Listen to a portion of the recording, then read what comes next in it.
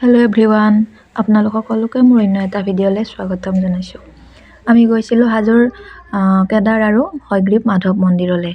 সেয়ে ভাবিলোঁ এটা ব্লগ এটা বনাইলোঁ আৰু আপোনালোককো দেখাই যাওঁ। আমি প্ৰথমতে গ'লোঁ কেদাৰ মন্দিৰলৈ।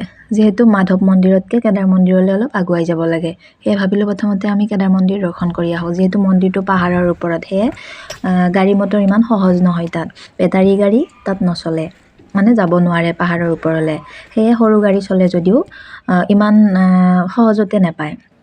তথাপিও আমি কেদাৰ মন্দিৰলৈ গ'লোঁ। গৈ মন্দিৰত পূজা কৰিলোঁ। ভিতৰত পূজাৰীয়ে আমাক পূজা কৰিলে, কিন্তু ভিতৰত চাকি দিব নিদিয়ে। সেয়ে বাহিৰত আমি চাকি জ্বলালোঁ। বাহিৰত যিহেতু চাকি দিয়াৰ বিশেষ স্থান আছে, তাত আমি চাকি দিলোঁ। কেদাৰ মন্দিৰ যিহেতু এটা শিৱ মন্দিৰ, সেয়ে তাত শিৱক আৰাধনা কৰা হয়। প্ৰবাদ অনুসৰি 1753 চনত আহোম স্বৰ্গদেউ ৰাজেশ্বৰ সিংহই এই মন্দিৰটো বনাইছিল। ইমান এটা ধুনীয়া মন্দিৰ, চাওকচোন। ইমান পাহাৰৰ ওপৰত শিলত কাটি বনোৱা ইমান ধুনীয়া মন্দিৰ, সঁচাকৈয়ে দেখিবলৈ কিন্তু বহুত ধুনীয়া। এয়া চাওকচোন বাহিৰৰ পৰিৱেশটো। অৱশ্যে হয়গ্ৰীৱ মাধৱ মন্দিৰৰ তুলনাত কেদাৰ মন্দিৰত কিন্তু ভক্তৰ সমাৱেশ অলপ কম, যিহেতু মন্দিৰটো পাহাৰত অৱস্থিত আৰু তাত গাড়ী মটৰ ইমান সহজলভ্য নহয়। আৰু যিহেতু বহুত দূৰ যাব লাগে, খোজকাঢ়ি যাবলৈ ইমান এটা সুগম নহয়, সেয়ে তাত ভক্তৰ সমাগম কম।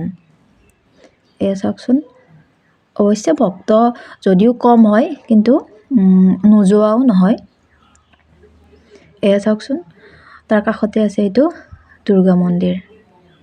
এয়া চাওক, পৰিৱেশটো কিন্তু সঁচাই ধুনীয়া। আৰু আমি শেষত পূজা কৰি ভগৱানক ভাবি আমি এনেদৰে নামি আহিলোঁ।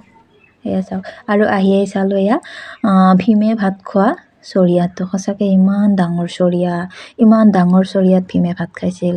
আমাৰ চাগে এয়া 12 বছৰমানৰ ভাত ইয়াতে, 12 বছৰমানৰ ভাত হ'ব আমাৰ এই চৰিয়াটোত। আৰু ভীমে ইমান গাল ভাত একেলগে খাইছিল এবাৰত।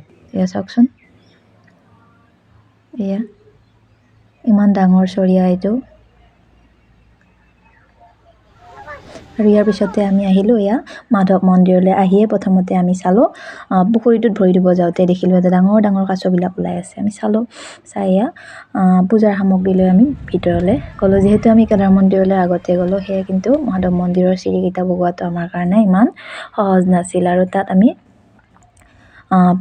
পূজা কৰিলোঁ, ভগৱানক ভাবিলোঁ। ভাবি অলপমান চাৰিও চাইডে চাই ভাবিলোঁ কেইখনমান ফটো উঠি লওঁ। যিহেতু আমাৰ লগত বেলেগ আৰু কোনো যোৱা নাই, আমি 3জনেই গৈছোঁ, সেয়ে আমাক ফটো উঠোৱা মানুহো নাছিল। তথাপিও বেলেগ অন্য এজনী ছোৱালীক কৈ আমি 2খন ফটো উঠিলোঁ। আৰু এইটো হৈছে হয়গ্ৰীৱ মাধৱ মন্দিৰৰ চৰাঘৰ। প্ৰবাদ মতে 1583 চনত ৰজা ৰঘুদেৱ নাৰায়ণ দেৱে এই মন্দিৰটো বনাইছিল। এয়া চাওক, এই চৰাঘৰটোত সকলোৱে বহে, পূজা কৰাৰ শেষত মানে বহে, তাত ভোগ খায়। আৰু যিহেতু আমি কেদাৰ মন্দিৰৰ পৰা আহিহে মাধৱ মন্দিৰত সোমাইছোঁ, গতিকে তেতিয়ালৈ মাধৱ মন্দিৰত ভক্ত পৰিমাণ কমি গৈছে। আৰু এয়া চাওকচোন চাৰিওফালে, এয়া পিছপিনৰ পৰিৱেশ। এয়া শিলত কাটি ইমান ধুনীয়া মন্দিৰ বনাইছিল তাহানিৰ দিনতে,